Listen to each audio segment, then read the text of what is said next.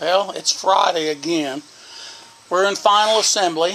Got the passenger side drum on. Getting ready to do the driver's side. And got the drive shaft ready to go.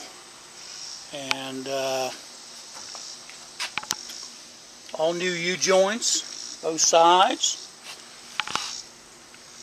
Took them apart, made sure they were well greased with good fresh grease, and cleaned it up, gave it a coat of paint. So we're ready to get this drum on. We got everything ready over here. So, well, except for hooking up the emergency brake cable to the lever. So got to do that, then get the drum on. So let's get to it. Alright, everything is pretty much back together now, and right now we're doing some gravity bleeding of the rear brakes.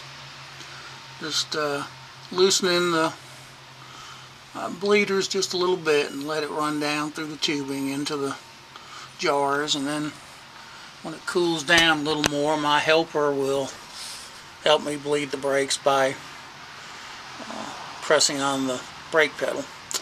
But I know it's kind of dark under here, but all the shackle bolts have been torqued.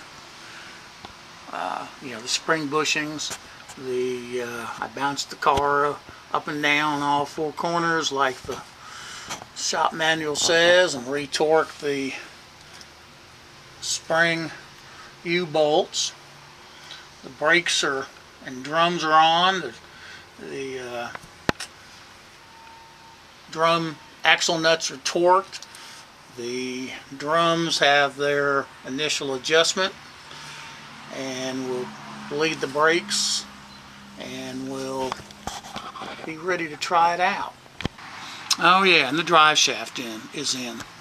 Drive shaft is in, and the U-joint bolts are tightened up. That all worked out pretty well. So, and the rear end is filled with the proper 80-90 weight lube plus the additive for the twin traction. So we're pretty much ready to go once we get the brakes bled.